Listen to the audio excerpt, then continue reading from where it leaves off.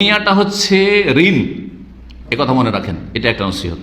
দুনিয়া হচ্ছে কি ঋণ। ঋণ ঋণ দিলে কি করতে হয়, বা ঋণ নিলে পরিশোধ করতে হয়। আজকে যদি আপনার শাশুড়ির সাথে শ্বশুরের সাথে খারাপ আচরণ করেন আর আপনার স্বামীকে বাধ্য করেন যে আমি থাকবো না এরকম তোমার বাপ মায়ের সাথে, আগামীকালকে 10-20 বছর পরে আপনার ছেলেমেয়েরা যখন বড় হবে, ছেলে যখন বড় হবে তখন বলবে যে না আমরা থাকবো না, আমরা বিয়ে করেছি থাকবো না। অথবা আপনার যে বউ আসবো ওই যে ঋণ পরিশোধ করতে হবে, এখন পেমেন্ট করতে হবে।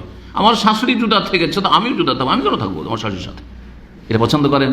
আপনি যদি আপনার শাশুড়ির জায়গায় হইতেন, ওই বুড়ি মানুষ, আর আপনার বৌমা যদি এই কথাটি বলতো যে আমি থাকবো না, আমাকে আলাদা নিয়ে থাকবো, আপনার ছেলেকে বলতো, আপনাকে কেমন লাগতো? ভালো লাগতো? জি, নবী সাল্লাল্লাহু সহিহ বুখারী হাদিসে কি বলেছেন? লা ইউমিনু আহাদুকুম, তোমাদের কেউ খাঁটি মুমিন হতে পারবে না, হাত্তা ইউহিব্বা লি আখি মা ইউহিব্বা লি নাফসিহি মিনাল খায়র, যতক্ষণ পর্যন্ত নিজের জন্য যেটা ভালোবাসে সেটা অন্যের জন্য না ভালোবাসবে। নিজের জন্য চান যে আমার বউগুলো যেন আমার সাথেই থাকে, আমার ছেলেরা যেন আমার অন্যায় থাকে।